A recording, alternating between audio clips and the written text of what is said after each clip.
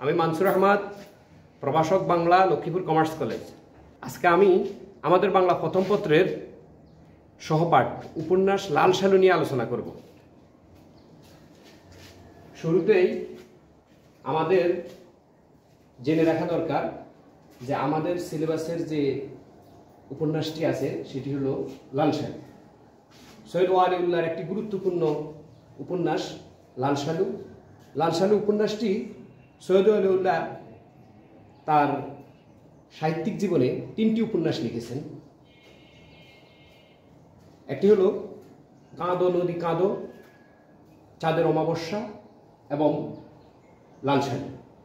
লাল সালু উপন্যাসটা অনেক দিক থেকে বাংলা সাহিত্য গগনে বিখ্যাত হয়ে আছে। আমরা জানি এই উপন্যাসটি বিশ্বের বিভিন্ন ভাষায় অনুদিত হয়েছে এবং বিশ্বের বিভিন্ন বিশ্ববিদ্যালয়েও এই উপন্যাসটি আলোকে চলচ্চিত্র নাটক নির্মিত হয়ে প্রচারিত হচ্ছে।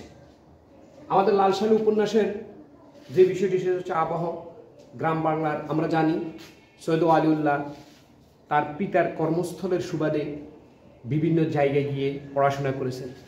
আমাদের বাংলাদেশের বিভিন্ন অঞ্চলের সংস্কৃতি, কৃষ্টি, কালচার, সাধারণ মানুষ, উঁচু নিচু মানুষের মানসিকতা তিনি অবলোকন করেছেন। সেই আলোকে আমরা দেখি এই উপন্যাসেই তারই বাস্তব প্রতিফলন ঘটিয়েছেন তিনি। এই উপন্যাসে আজকে আমি যে বিষয়টা আলোচনা করব, আমরা জানি উপন্যাসটা অনেকগুলো চরিত্র আছে, প্রায় 40 থেকে 45টা চরিত্র আছে। তার মধ্যে একটি গুরুত্বপূর্ণ চরিত্র হলো মজিদ। এই উপন্যাসের প্রধান এবং কেন্দ্রীয় চরিত্র মজিদ। আমরা আরেক দিক থেকে দেখি যে উপন্যাসের আরেকটি গুরুত্বপূর্ণ চরিত্র খালেক ব্যাপারী। খালেক ব্যাপারী এই উপন্যাসের আরেকটি গুরুত্বপূর্ণ চরিত্র। মজিদের আবার দেখি তার 2টি স্ত্রীর কথা এই উপন্যাসে দেখতে পাই। এক হলো রহিমা বিবি আর হলো জমিলা বিবি।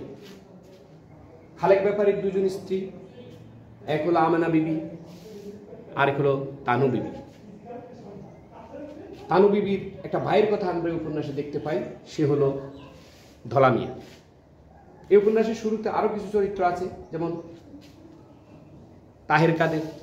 তাহের কাদেরের বোন হাসুনির মা, হাসুনির মায়ের ছেলে হাসুনি। তারপরে আমরা দেখতে পাই এই উপন্যাসে মোদাব্বেরের ছেলে আক্কাসের কথা বলা আছে, আক্কাস, মোদাব্বের, এই সমস্ত চরিত্রগুলো নিয়েই এই উপন্যাস রচিত হয়েছে। এই 5টি না 6টি। 1 নম্বর হলে আমরা দেখি নাটকীয়তার মাধ্যমে এই উপন্যাসে মোহাব্বতনগর গ্রামে মজিদের আগমন। এরপরে আমরা দেখি আলোচিত হয়েছে তাহের কাদেরের বাবা একটা পর্যায়ে তার নিরুদ্দেশ হওয়ার যে ঘটনা, এই উপন্যাসের লেখক অত্যন্ত সুন্দরভাবে তুলে ধরেছে। 2য় নম্বরে আমরা দেখি পার্শ্ববর্তী মজিদের মতো আরেকজন পীর আউয়ালপুর আরেকজন পীরের আগমন হয়, সেটা নিয়ে একটি ঘটনা এই উপন্যাসে দেখতে পাই। চতুর্থত আমরা দেখতে পাই খালেক ব্যাপারীর প্রথম স্ত্রী আমেনা বিবি তার সন্তান না হওয়া নিয়ে মজিদের যে সিদ্ধান্ত, একটা পর্যায়ে মজিদ খালেক ব্যাপারীকে নির্দেশ দেয় তার প্রথম স্ত্রী আমেনা বিবিকে তালাক দেওয়ার জন্য। তাহলে এভাবেই একটি বিষয় গল্প কাহিনী আমরা দেখতে পাই উপন্যাসে। আরেকটি বিষয় হচ্ছে গ্রামের মেধাবী শিক্ষিত ছেলে আক্কাস, সে একটা স্কুল প্রতিষ্ঠা করতে চেয়েছিল, কিন্তু তার স্কুল প্রতিষ্ঠা করার ক্ষেত্রে প্রধান বাধা হয়ে দাঁড়িয়েছে মজিদ। সেইখানে খালেক ব্যাপারী সহ তারা এখানে স্কুল প্রতিষ্ঠা না করতে দিয়ে তাকে মসজিদ প্রতিষ্ঠা করার সিদ্ধান্ত হয়। সর্বশেষ 6ষ্ঠ যে ঘটনা সেটা হলো আমরা দেখি উপন্যাসে জমিলার আগমন হয়। জমিলার আগমনের মধ্য দিয়ে আমরা দেখি মজিদের যে এখানে অবস্থা সৃষ্টি হয় তা চুরমার হয়ে যায় একমাত্র জমিলার মাধ্যমে। এভাবে 6টি ঘটনা নিয়ে সৈয়দ ওয়ালিউল্লাহ অত্যন্ত সুন্দরভাবে এই উপন্যাসটি রচনা করেছেন। আমরা জানি মজিদ শুরুতেই যে স্থানটা মোহাব্বতনগর গ্রাম, আমাদের উপন্যাসের জায়গাটির নাম হলো মোহাব্বতনগর গ্রাম। এই মোহাব্বতনগর গ্রামে একটি পুরাতন পরিত্যক্ত কবরকে মজিদ মোদাস্সের পীরের কবর বলে সে বলে, যা আমি ছিলাম অনেক দূরে সেই গারো পাহাড়ের পাদদেশে, সেখানে আমি স্বপ্নে দেখছি যে মোদাস্সের পীর সাহেব উনি এখানে শুয়ে আছেন অবহেলিতভাবে।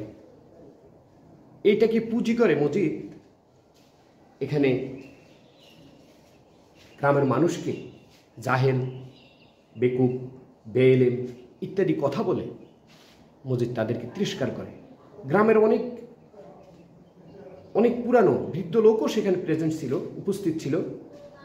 কেউ আসলে মোদাস্সের পীর নামে যে এখানে কারো কবর আছে এটা আসলে কেউ জানতো না, সবাই হতবাক। আসলে মজিদ এখানে মোদাস্সের নয়, মজিদ এখানে তার একটা প্রভুত্ব, তার একটা প্রভাব প্রতিপত্তি সৃষ্টি করার জন্য গ্রামের মানুষকে একটা নাটক সৃষ্টি করেছেন।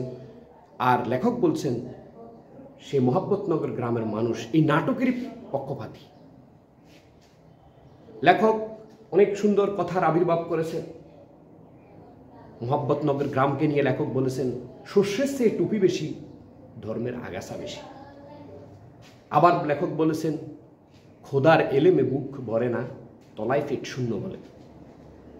আমরা এই দুইটি উক্তির মাধ্যমে দেখতে পাই শস্যের চেয়ে টুপি বেশি, ধর্মের আগাছা বেশি। আসলে এই কথাটা বলে সৈয়দ আলিউল্লাহ আমাদের নোয়াখালী এবং চট্টগ্রাম অঞ্চলের মানুষের ধর্ম পালন, ধর্মের নামে অধর্ম পালনটাকে তিনি স্পষ্ট করেছেন।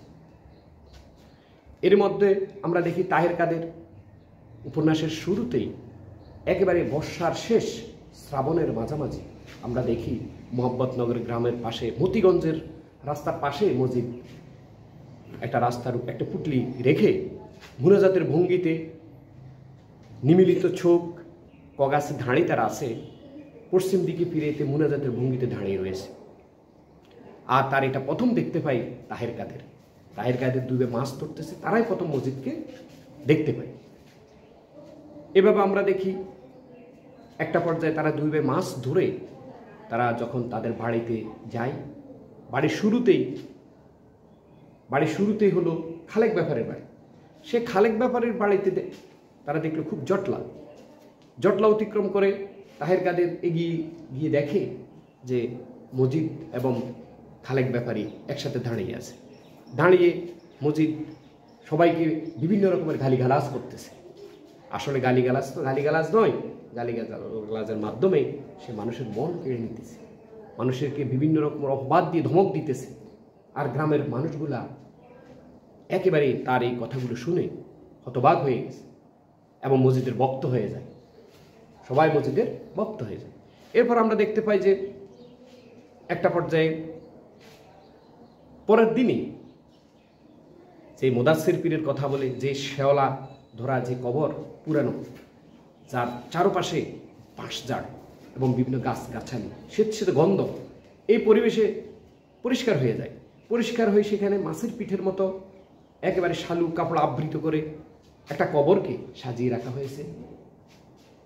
ইতিমধ্যে সেখানে বিভিন্ন রকমের টাকা পয়সাও পড়তেছে, কে দিতেছে কে নিতেছে সেটা দেখা যায় না। তবে ইতিমধ্যে আমরা দেখতে পাই সৈয়দ আলিউল্লাহ যেটা পুটি তুলে ধরেছেন যে মসজিদের অবস্থার উন্নতি হচ্ছে। সে ছিল অসহায়, এখন তার বড় ঘর হয়েছে, ছোট ঘর হয়েছে, এখন তার গরু হয়েছে, জোত হয়েছে, জায়গা জমি হয়েছে, ফসল হয়েছে, তার উন্নতি হইতেছে। ইতিমধ্যে মসজিদের যেটা কামনা করতেছে যে এখানে এসে সে একটা বিয়ে করবে। কদিন ধরে সে এই গ্রামের একটি বিধবা মেয়ে রহিম, বিশেষ করে মসজিদের প্রতি ছিল তার অগাধ বিশ্বাস, মসজিদের প্রতি ছিল তার ভালোবাসা এবং ভয়। একটা পর্যায়ে আমরা দেখি যে গ্রামে এরকম অনেকগুলো ঘটনা, মসজিদের সামনে এলাকার প্রভাব প্রতিপত্তির জন্য বিভিন্ন বিচার আসার তার কাছে আসে। এরকমই আমরা দেখি তাহের কাদেরের বোন হাসুনির মা মসজিদের ঘরে এভাবে আসতেছে, আস্তে আস্তে একটা পর্যায়ে আমরা দেখি বিভিন্ন ফ্যামিলিগত কথাবার্তা তার সাথে শেয়ার করার পর একটা পর্যায়ে আমরা দেখি যে তার মা বাবার যে বিভিন্ন দুর্বলতার কথাও সে মসজিদের সামনে উপস্থাপন করে, মসজিদের সামনে না, আমেনা বিবির সাথে শেয়ার করে। একটা পর্যায়ে আমেনা বিবি এগুলো মসজিদের সাথে শেয়ার করে এবং তাহের কাদেরের বাবাকে ঢাকা হয়। আজকের লেকচারে আমি লাল সালু উপন্যাসের চরিত্র নিয়ে আলোচনা করেছি এবং যতটুকু পেরেছি বিশ্লেষণও করেছি। লক্ষ্মীপুর কমার্স কলেজের ইউটিউব চ্যানেলটি সাবস্ক্রাইব করুন এবং ফেসবুক পেজটি লাইক দিয়ে রাখুন। ধন্যবাদ।